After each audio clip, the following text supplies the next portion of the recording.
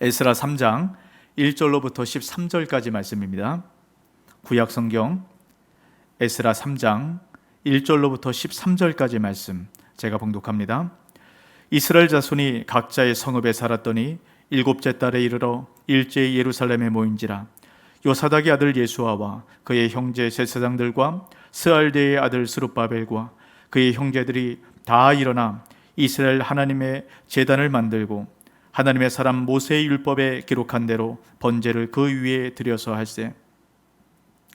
무리가 모든 나라 백성을 두려워하여 제단을 그 터에 세우고 그 위에서 아침 저녁으로 여호와께 번제를 드리며 기록된 규례대로 초막절을 지켜 번제를 매일 정수대로 날마다 드리고 그 후에는 항상 드리는 번제와 초하루와 여호와의 모든 거룩한 절기의 번제와 사람이 여호와께 기쁘게 드리는 예물을 드리되 일곱째 달 초하루부터 비로소 여호와께 번제를 드렸으나 그때 여호와의 성전 지대는 미쳐 놓지 못한지라.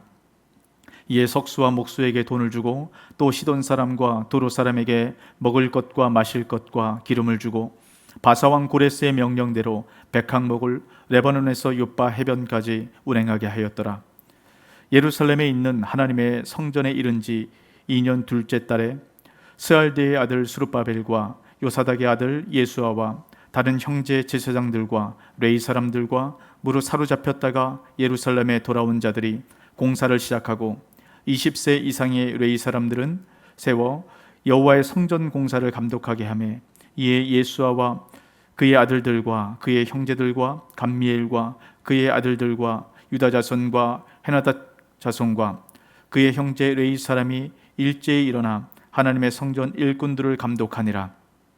건축자가 여호와의 성전의 기초를 놓을 때 제사장들은 예복을 입고 나팔을 들고 아삽 자손 레위 사람들은 재금을 들고 서서 이스라엘 왕 다윗의 규례대로 여호와를 찬송하되 찬양으로 화답하며 여호와께 감사하여 이르되 주는 지극히 선하심으로 그의 인자하심이 이스라엘에게 영원하시도다 하니 모든 백성이 여호와의 성전 기초를 놓임을 보고 여호와를 찬송하며 큰 소리로 즐거이 부르며 제사장들과 레위 사람들과 나이 많은 족장들은 첫 성전을 보았으므로 이제 이 성전의 기초가 놓임을 보고 대성통곡하였으나 여러 사람은 기쁨으로 크게 함성을 지르니 백성이 크게 외치는 소리가 멀리 들리므로 즐거이 부르는 소리와 통곡하는 소리를 백성들이 분간하지 못하였더라. 아멘. 우리 2021년 우리 첫 번째 주님 앞에 드리는 예배입니다. 우리 각 가정에서 처소에서 우리 예배할 때 우리 앞뒤자 우리 이렇게 고백했으면 좋겠습니다. 새해 복 많이 받으십시오.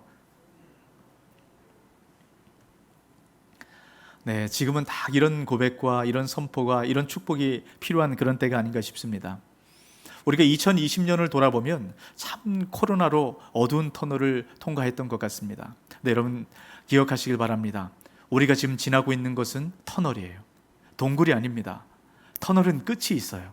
이제 그 희미한 빛이, 이제 분명한 빛이 여러분 이제 보여주고 있습니다. 조금만 참고 견디시면 이 터널을 통과하게 됩니다. 여러분 우리가 이 터널은 반드시 통과하게 되어 있어요. 그렇다면 이 터널을 나간 이후에 우리가 어떻게 이 과정을 지내야 되는가? 우리가 잘 준비를 해야 될 필요가 있습니다. 이 코로나19를 통해서 우리가 참 많은 것을 깨닫게 되지 않았습니까? 우리가 놓치지 말아야 될 것들이 있어요. 하나님께서 코로나19를 통해서 우리 가운데 깨닫게 하신 것들, 여러분 그것들을 마음 가운데 새기셔야 됩니다. 여러분 그 중에 한 가지가 무엇입니까? 우리는 혼자 살아갈 수 없다라는 거예요. 현대사회는 여러분 개인주의에 물들어 있습니다.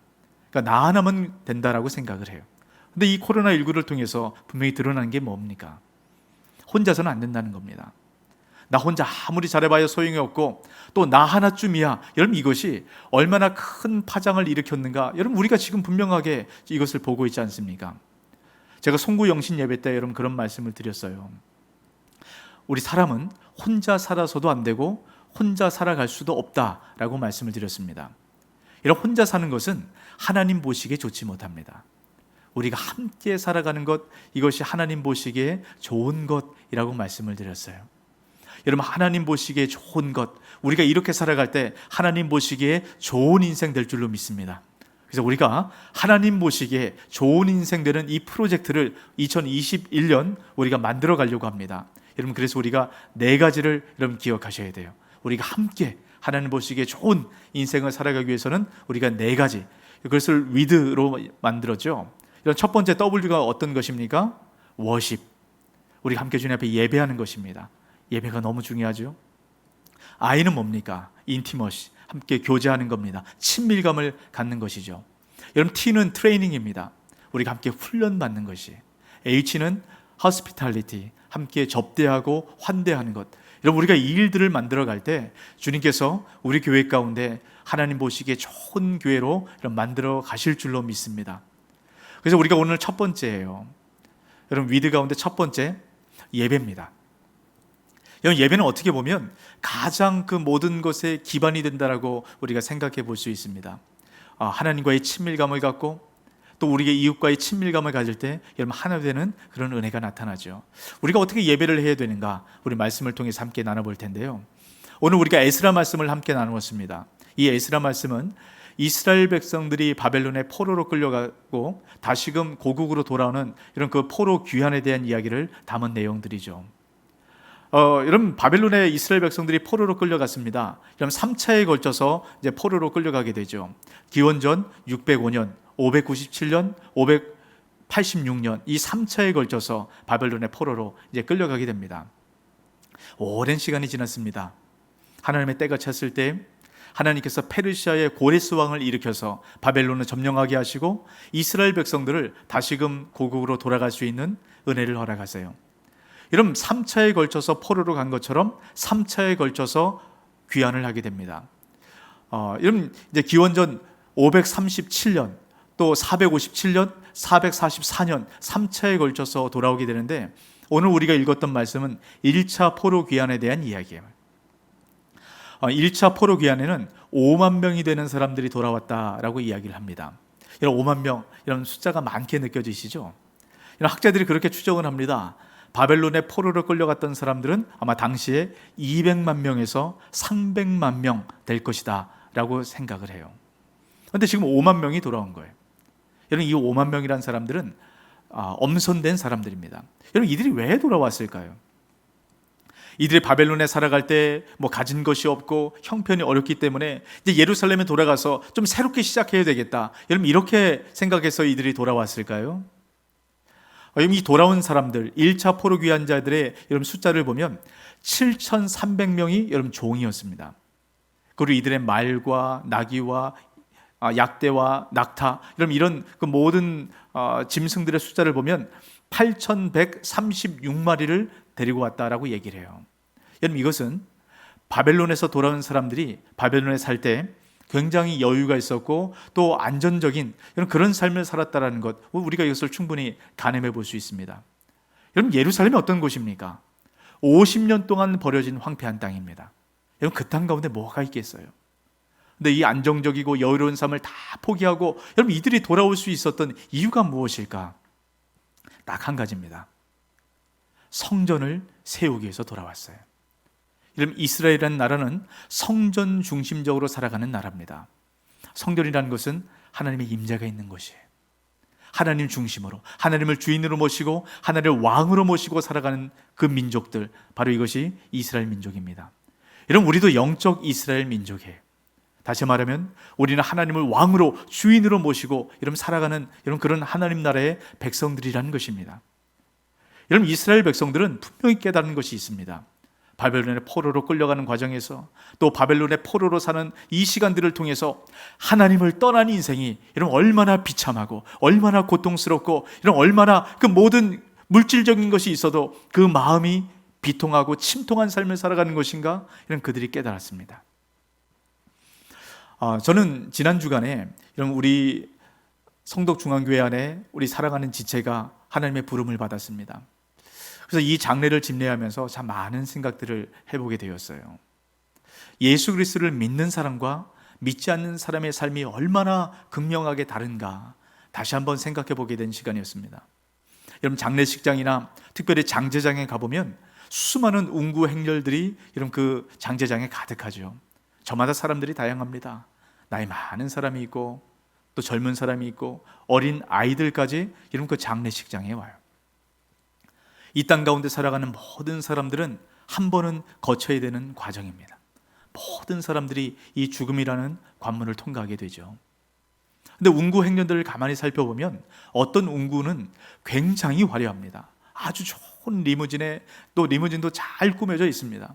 또 수많은 사람들이 그 관을 따라서 이렇게 이동하는 것을 보면서 참 이 사람은 이 살아있을 때 정말 부유하고 또 권력도 있고 많은 것을 가진 그런 사람이구나, 한눈에 직감할 수 있는 그런 운구 행렬들이 있습니다.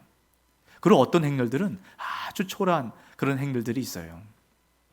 저는 예전에 무연고로 계셨던 그 몇 분들을 제가 장례 집례를 했던 적이 있는데요, 그 장례를 하다 보면 사람들이 없습니다.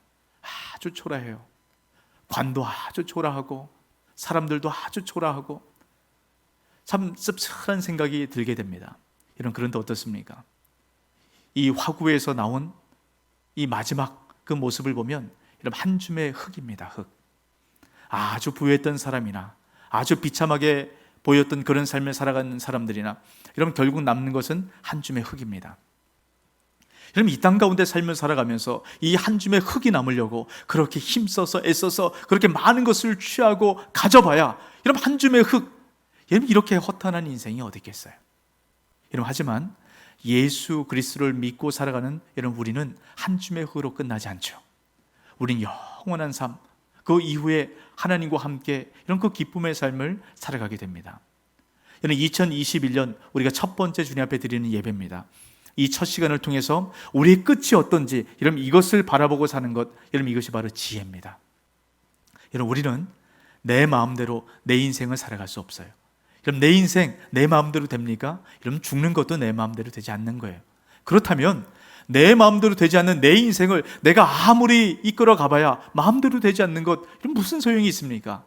그래서 우리가 하나님을 의지하는 겁니다. 하나님을 따라가는 것이, 이것이 우리의 가장 축복이라는 것, 여러분 다시 한번 기억하시고 주님을 따라 살아가는 지혜로운 인생 되시길 주의 이름으로 축복합니다. 여러분, 우리가 어떻게 이런 삶을 살아갈 수 있을까? 우리가 오늘 말씀을 통해서 우리가 살펴볼 필요가 있습니다. 여러분, 이스라엘 백성들을, 지금 포로 귀한 자들, 이들이 돌아온 이유가 이런 무엇일까요? 성전을 건축하기 위해서 지금 돌아왔습니다. 여러분, 그렇다면 이들이 가장 모여서 첫 번째로 할 일은 성전을 건축하는 것이겠죠. 근데 오늘 우리가 이 말씀을 읽다 보면 이들이 가장 첫 번째로 했던 것은 성전 건축이 아닙니다. 성전 건축하는 것보다 더 먼저 한 것이 있어요. 그것은 성전 건축보다 더 중요한 일이 있었다라는 거죠. 여러분, 그게 뭘까요? 우리 그것을 살펴보는 것이 중요합니다. 여러분, 1절 말씀입니다. 이스라엘 자손이 각자의 성읍에 살았더니 일곱째 달에 이르러 일제히 예루살렘에 모인지라. 여러분, 이스라엘 백성들이 바벨론에서 돌아왔어요. 그리고 각자의 처소로 갔습니다. 이제 짐을 풀고 이제 어느 정도 정리가 이제 다 마친 상태입니다. 근데 일곱째 달에 이들이 예루살렘에 함께 모였습니다. 여러분, 왜 모였을까요? 성전 건축을 위해서 모였으니까 성전 건축을 하기 위해서 모였을 거라고 생각을 하죠. 근데 여러분, 그렇지 않아요. 6절 말씀 같이 있습니다. 일곱째 달 초하로부터 비로소 여호와께 번제를 드렸으나 그때의 여호와의 성전 지대는 미쳐 놓지 못한지라. 아직 성전이 세워지지 않았다, 성전 지대가 놓지 못한 그런 상태다라고 지금 이야기하고 있지 않습니까? 여러분, 그 전에 지금 이들이 모여서 이런 뭘 하고 있습니까? 번제, 다시 말하면 예배, 하나님께 예배를 드리고 있는 겁니다. 여러분, 성전을 건축하는 것보다 더 중요한 것은 하나님을 예배하는 거예요. 여러분, 이들이 지금 일곱째 달에 모였다라고 얘기합니다. 이 일곱째 달은 이스라엘에 있어서 아주 중요한 날입니다. 이스라엘은 일곱째 달이 새로 시작되는 새해 첫 달입니다. 그러니까 우리로 얘기하면 1월을 얘기하는 거예요. 근데 여러분, 금방 읽은 6절에 보면 일곱째 달 초하루부터 예배했다라고 얘기를 하죠. 다시 말하면 1월 1일부터 이들은 예배로 새해를 시작했다라고 이야기를 하고 있는 겁니다. 여러분, 예배가 이만큼 중요하다는 거예요. 여러분, 성전 건축보다 예배가 중요한 이유가 있습니다. 성전을 성전되게 하는 것은 바로 예배예요. 여러분, 이스라엘 백성들이 왜 바벨론의 포로로 끌려가는 하나님의 심판과 재앙을 받게 됐습니까? 가장 근원적인 문제는 예배가 무너졌기 때문이에요. 여러분, 이사야 1장 11절부터 13절까지 말씀입니다. 여호와께서 말씀하시되 너희의 무수한 재물이 내게 무엇이 유익하뇨? 나는 수장의 번제와 살짐 진승의 기름에 배불렀고 나는 숫송아지나 어린 양이나 수염소의 피를 기뻐하지 아니하노라. 너희가 내 앞에 보이러 오니 이것을 누가 너희에게 요구하였느냐? 내 마당만 밟을 뿐이니라. 헛된 재물을 다시 가져오지 말라. 분향은 내가 가증히 여기는 바요, 월삭과 안식일과 대회로 모이는 것도 그러하니 성회와 아울러 악을 행하는 것을 내가 견디지 못하겠노라. 지금 뭐라고 말씀하십니까? 하나님께서 이스라엘 백성들의 예배, 이 예배는 하나님께서 안 받겠다라는 겁니다. 이런 무엇이 문제인가요? 하느님 앞에 보이러 오는 예배, 마당만 받는 예배, 이런 예배는 하나님께서 받을 수가 없다라고 말씀을 합니다. 다시 말하면 형식적으로 드려지는 예배는 하나님께 상달되는 게 아니라는 거예요. 이런 마당만 밟는 예배의 결국이 뭡니까? 바벨론의 포로로 끌려가는 이런 그런 결국을 이스라엘 백성들이 맞이하지 않았겠습니까? 우리가 지금 2021년 첫 번째 시간, 첫 번째 예배로 주님 앞에 올려드립니다. 이런 우리 예배의 모습을 다시 한번 돌아보았으면 좋겠어요. 우리가 지금 어떻게 예배하고 있습니까? 여러분, 주님께서 뭐라고 말씀하십니까? 신령과 진정으로 온 마음을 다해서 예배하라고 얘기합니다. 형식적으로 예배하는 것, 이 예배는 주님께서 받을 수 없는 예배라고 말씀하세요. 우리가 마음을 다해서 드리는 예배, 우리가 교회 안에서 모여서 드리는 예배뿐만 아니라 우리 삶의 예배, 주님께서 이것을 보신다고 금방 읽은 말씀을 통해서 주님께서 분명하게 말씀합니다. 여러분, 마음을 다해서 드리는 예배, 삶으로 드리는 예배, 여러분 이 예배를 회복하시길 주의 이름으로 축복합니다. 여러분, 이 예배가 중요해요. 여러분, 그런데 여기서 우리가 잘 생각할 것이 있습니다. 그러면 우리가 마음으로 드리고 삶으로 드리면 예배의 형식은 필요 없는가라고 생각해 볼 필요가 있습니다. 여러분, 주님께서 예배의 형식, 이것이 필요 없다라고 말씀하는 것이 아니라는 겁니다. 여러분, 잘 기억하셔야 돼요. 형식은 마음을 담는 그릇입니다. 여러분, 이 그릇 안에 마음이 없는, 내용물이 없는 이 예배는 주님께서 안 받는다고 말씀합니다. 이게 마당을 밟는 예배예요. 주님께 보이러 드려오는 예배입니다. 여러분, 그런데 그릇이 없는 내용물, 이것은 더 이상 한가운데 모아두지 못합니다. 이런 그릇이 없는 내용물은 결국 흩어지게 되는 거예요. 그래서 그릇과 내용물 두 가지 모두가 중요하다는 것, 여러분 이것을 꼭 기억하셔야 됩니다. 여러분, 우리 믿음의 선배들이 예배 드릴 때 보통 어떻게 드렸습니까? 여러분, 교회당 올 때요, 예배당 올 때 가장 좋은 옷으로 또 아주 정갈한 모습으로 여러분 그렇게 꾸미고 옵니다. 그리고 여러분, 헌금은 어떻게 드렸어요? 다리미로 잘 달여서 아주 빳빳한 새 돈을 주님께 드렸습니다. 여러분, 이 모습이 어떻게 느껴지십니까? 형식적인 것처럼 느껴지세요? 여러분, 이것은 형식일 수 있습니다. 여러분, 하지만 여러분, 우리가 예배를 드릴 때, 여러분 지금 온라인으로 예배를 드리고 있죠? 온라인으로 예배할 때 여러분 잠옷 차림으로, 이런 머리에 새 둥지가 틀어져서 그런 모습으로 여러분 예배를 한번 드려보세요. 여러분, 정갈한 몸과 마음을 가지고 예배하는 것과 여러분 그 잠옷 차림으로 예배하는 것과 우리 마음가짐이 완전히 달라집니다. 그릇은, 형식은 우리 마음을 담는 이런 그릇입니다. 두 가지 모두가 중요해요. 여러분, 또 한 가지, 지금 온라인으로 우리가 예배를 드리면서 우리 많은 목회자들, 또 많은 우리 믿음의 선배들이 지금 걱정을 합니다. 걱정을 하는 이유가 뭐냐면 예배가 흩어질까 봐요. 예배라는 형식이 이런 바뀌면서 이 예배가 흩어질까, 우리 마음이 흩어질까, 우리가 염려하고 있습니다. 여러분, 예배라는 것은 정해진 시간에, 정해진 장소에, 정해진 형식을 통해서 우리가 함께 드리는 이 형식이 중요하다는 겁니다. 우리가 지금 온라인으로 예배하면서 지금 어떻게 바뀌어지고 있습니까? 지금 집에서 예배할 뿐만 아니라 이것이 녹화돼서 여러분 유튜브에 계속 뜨고 있지 않습니까? 여러분, 이럴 때 우리 마음 가운데 내가 좀 편한 시간에 예배할 수 있지. 여러분, 예전에 현장에 나와서 예배해야 되기 때문에 그 시간만큼은 반드시 빼고 나와야 됩니다. 하지만 지금은 언제든 예배할 수 있다는 생각을 갖게 돼요. 여러분, 이것은 예배를 드리는 것이 아니라 예배를 보게 되는 것일 가능성이 많습니다. 이런 우리는 지금 중요한 기록 가운데 서 있어요. 마당만 밟는 예배를 드릴 것인가? 신령과 진정을 다해서 예배하는 예배를 회복할 것인가? 이런 우리가 잘 돌아봐야 됩니다. 이런 코로나19는 주님께서 우리에게 주신 기회입니다. 이 기회를 잘 잡아야 돼요. 이런 로드니 스타크가 썼던 기독교 승리의 발자취, 제가 예전에 한번 소개해드렸던 책인데요. 이분은 사회학자입니다. 그러다 보니까 사회적 자료와 또 객관적 이 통계 이런 것들을 통해서 이렇게 이야기를 하시는 분입니다. 아주 재미있는 통계가 이 책에 보면 나와요. 예수님께서 십자가에 달려 돌아가시고 이제 부활 승천하시죠. 그리고 바로 직후인 AD 40년경에 이런 로마 제국 전체 기독교 인구가 몇 명 됐는지 아세요? 당시에 로마 제국의 인구는 6천만 명 되었다라고 얘기를 합니다. 이 6천만 명 가운데 이 로마 제국 안에 살아가는 사람들 가운데 AD 40년 기독교 인구는 1,000명이었다고 합니다. 너무 작죠? 여러분, 그런데 이로부터 100년이 지난 이런 이후 100년이 지난 150년경에 대해서 보면 기독교 인구가 5만 명으로 늘었다 그래요. 이러면 6천만 명 가운데 5만 명, 얼마 되지 않는 인구입니다. 그런데 이로부터 100년이 지난 AD 250년이 됐을 때 이런 기독교 인구가 얼마나 되는지 아세요? 100만이라고 얘기해요. 이런 폭발적인 증가를 하죠. 그리고 이로부터 100년 뒤인 AD 350년경에 3천만 명 이상이 되는 기독교 인구가 세워졌다고 얘기합니다. 이런 로마 제국 절반 이상이 되는 사람들이 예수님을 믿고 이런 따르게 됐다는 거예요. 여러분, 어떻게 이런 놀라운 부흥의 역사가 나타났는가?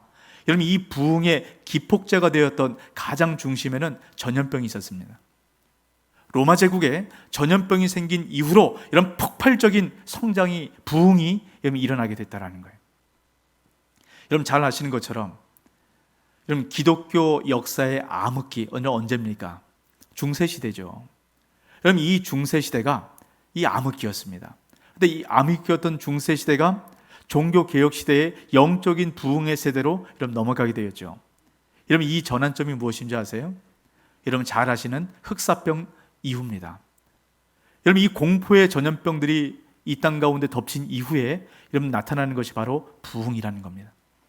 여러분, 우리 코로나19를 통해서 우리가 여러 가지로 힘들고 어려운 삶을 살아갑니다. 여러분, 분명한 것은 주님께서 이 이후에 우리에게 부흥을 허락하실 겁니다. 이 부흥을 위해서 우리가 준비를 해야 돼요. 어떤 준비를 해야 될까요? 이런 예배를 회복해야 됩니다. 그래야만 우리가 이 부흥을 맛볼 수 있고 부흥의 은혜를 경험할 수 있습니다. 여러분, 인생의 부흥을 맛보길 원하세요? 여러분, 그렇다면 반드시 예배를 회복하시길 바랍니다.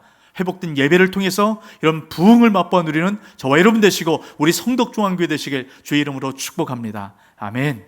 우리 가운데 그런 은혜를 허락하실 거예요. 여러분, 우리가 예배를 회복할 때 주님께서 어떤 은혜를 우리 가운데 허락하시는가? 오늘 우리가 에스라 말씀을 통해서 우리가 세 가지로 살펴볼 수 있습니다. 이런 첫 번째 은혜가 무엇이냐면 1절입니다. 이스라엘 자손이 각자의 성읍에 살았더니 일곱째 달에 이르러 일제히 예루살렘에 모인지라. 여러분, 일제히 예루살렘에 모였다라고 얘기를 합니다. 여러분, 일제히, 여러분, 이 말을 여러분 주목해 볼 필요가 있어요. 일제히란 말은 한 마음으로 한 사람인 것처럼 모였다라고 얘기합니다. 여러분, 예루살렘으로 귀환한 1차 포로 귀환자, 여러분, 이 대부분의 사람들은 제가 처음에 말씀드렸던 것처럼 아주 유력한 사람들입니다. 아마 바벨론에 살아갈 때 각 영역 가운데 지도자고 아마 영향력 있는 그런 사람들이었던 것 같아요. 얼마나 많은 지혜가 있고 생각들이 있고 또 의견들이 있겠습니까? 여러분, 각자 많은 다양한 의견들을 아마 내놓지 않았겠어요?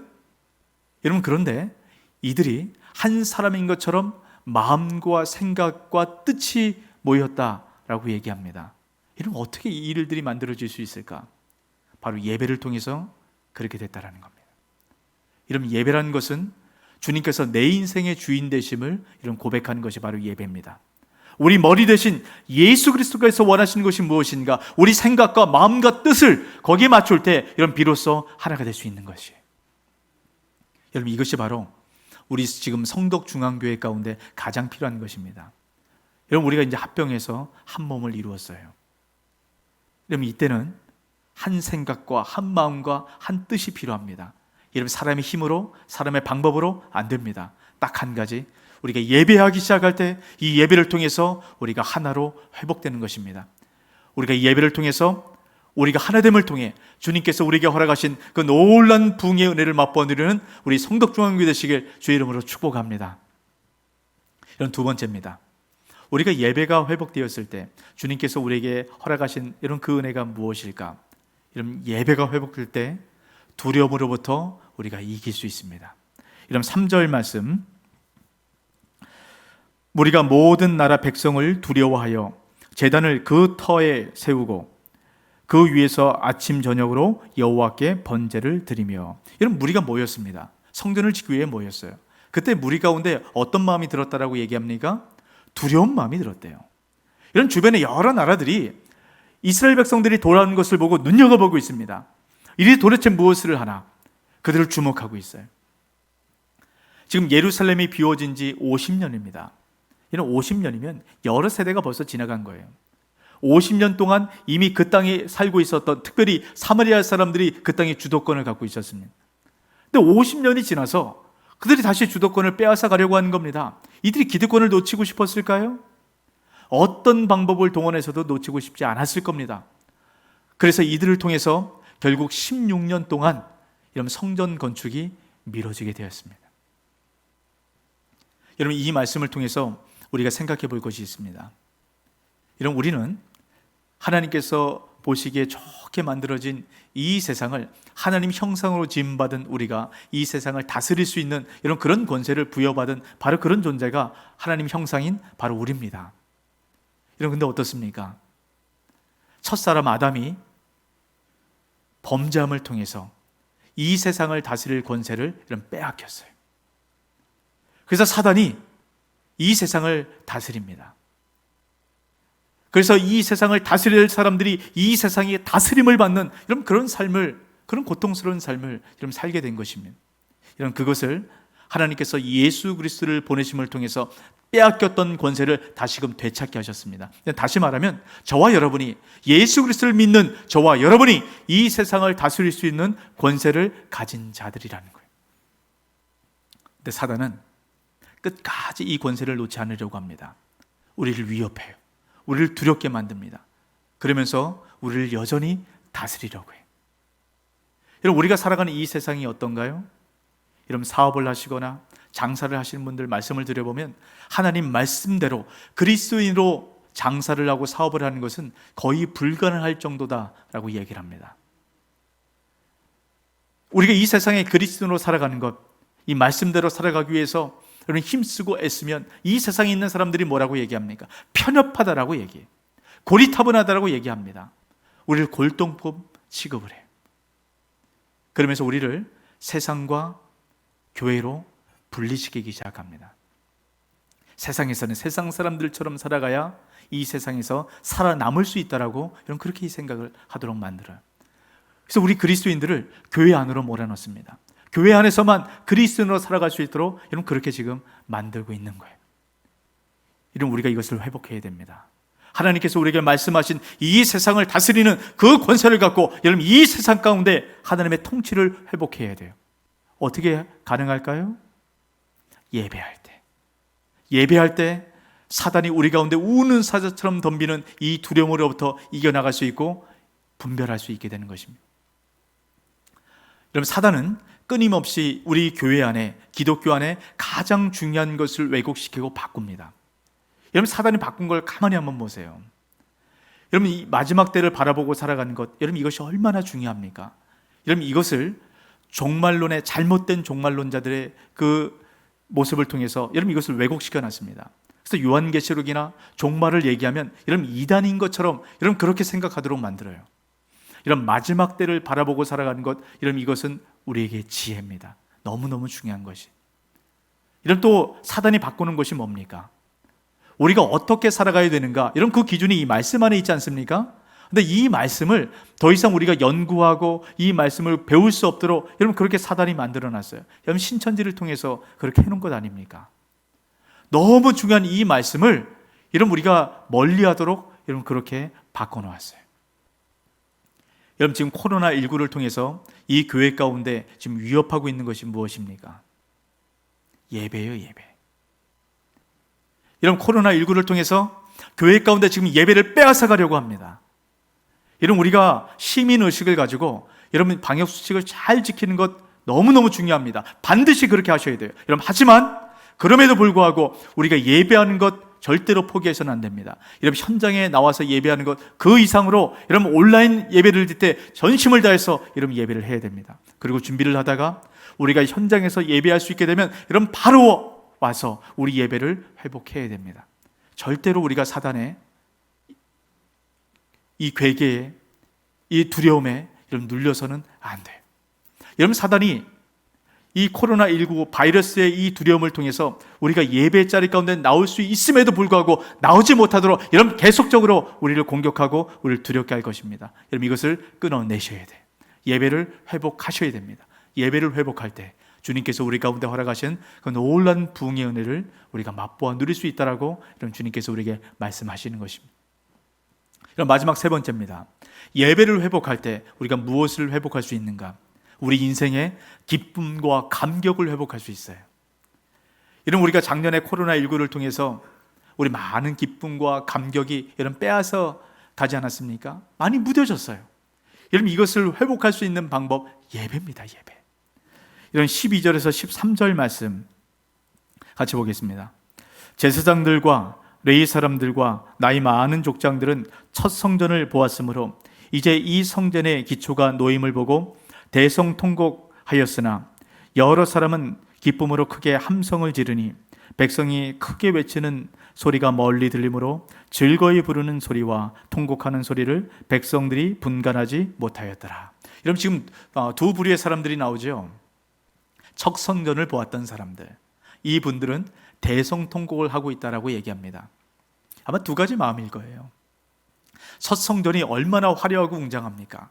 근데 이 새로 세워지는 이 성전, 이 기초를 놓는 것을 보니까 너무 초라한 겁니다. 회한의 눈물을 흘리는 거예요.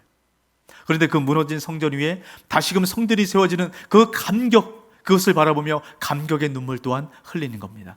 회한과 감격의 눈물이 서로 교차되면서 대성통곡할 수밖에 없었던 거죠. 또 바벨론 세대, 바벨론에서 태어나서 자랐던 세대는 이 첫 성전을 바라보면서 기쁨과 감격 안에 기뻐 뛰며 하나님을 찬양합니다. 여러분, 어떻게 이들이 이런 온 마음을 다해서 기뻐하며 즐거워하며 하나님을 찬양할 수 있었을까요? 이런 멀리서 소리가 들릴 정도로 이런 그렇게 감격적인 예배를 이런 드릴 수 있었을까요? 이런 그것은 이들이 헌신을 해서 세운 성전이기 때문입니다. 이런 사마리아 사람들은 성전 기초가 세워지는 걸 보고 이들과 같은 감격을 느낄 수 없습니다.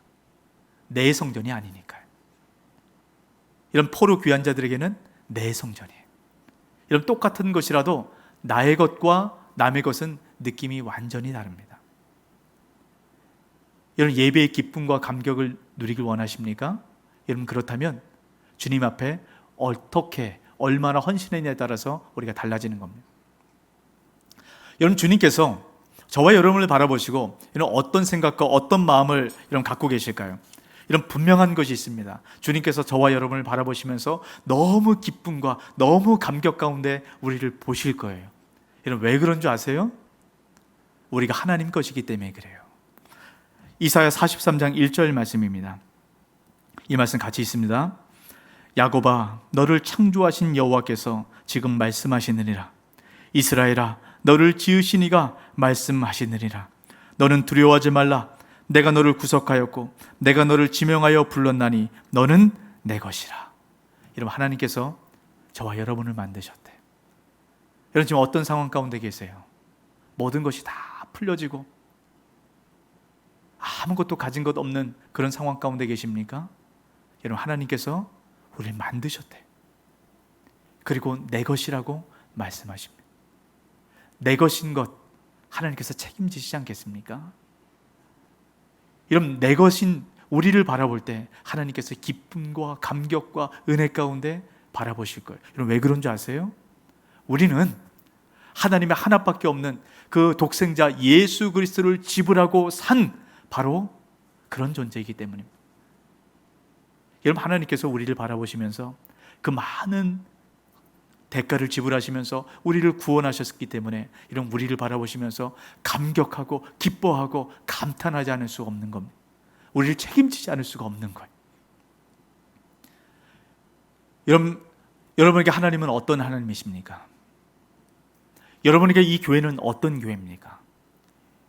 여러분에게 함께 이 공동체 안에 속해 있는 우리 영적 가족들은 어떤 분들이세요? 여러분, 하나님이 나의 하나님 느껴지십니까? 여러분, 나의 하나님이라는 것은 주님께서 내 삶 가운데 주인 되신다라는 거예요. 내 갖고 있는 그 모든 소유, 내 심지어 내 목숨까지도 아끼지 않고 내어드릴 수 있다라고 고백하는 것이 바로 나의 하나님이라는 고백에 담겨져 있는 겁니다. 여러분, 내가 주님 앞에 헌신하고 주님 앞에 드릴 때 하나님이 비로소 나의 하나님이라는 느낌이 드는 겁니다. 여러분, 이 예배당, 이 성전, 여러분에게는 어떤 성전입니까? 나의 성전인가요? 여러분, 내 성전이 되기 위해서는 내가 교회를 위해서 헌신하고 섬기고 드리는 것이 필요합니다. 여러분, 그러면 교회가 달라져 보이게 됩니다. 여러분, 교회를 위해서 여러분 목자로 또 교사로 또 많은 봉사자로 여러분 헌신해 보세요. 여러분, 헌신이 되면 이 교회가 내 교회가 되는 겁니다. 여러분, 늘 관람객처럼 예배만 드리면 내 교회가 되지 않아요. 그럼 예배 감격이 없습니다. 여러분, 내가 헌신하고 내가 드리는 것만큼 그 기쁨과 감격이 우리 안에 넘칩니다. 여러분, 가장 중요한 것은 하나님 앞에 내가 헌신하고 드리는 것만큼 그 기쁨과 감격이 우리 안에 들어온다는 거예요. 여러분, 저는 2021년 여러분 이 기쁨과 감격을 맛보아 누렸으면 좋겠습니다. 1차 포로 귀환자들이 느꼈던 이 기쁨과 감격, 하나님께서 우리를 바라보시면서 너무 기뻐하고 감격하는 이 마음 여러분 느껴보고 싶지 않으세요? 여러분, 하나님을 나의 하나님으로 섬기십시오. 하나님께 내 가장 귀한 것, 내 마음, 내 그릇 하나님께 드리기 시작할 때 그 기쁨과 감격이 회복이 됩니다. 여러분, 그럴 때 주님께서 우리 삶 가운데 예비하신 그 놀라운 부흥을 우리가 맛보아 누릴 수 있습니다. 여러분, 2021년 이 부흥의 은혜를 맛보아 누리는 저와 여러분 되시길 주의 이름으로 축복합니다. 아멘. 여러분, 이 말씀을 기억하시고 우리 함께 찬양합니다.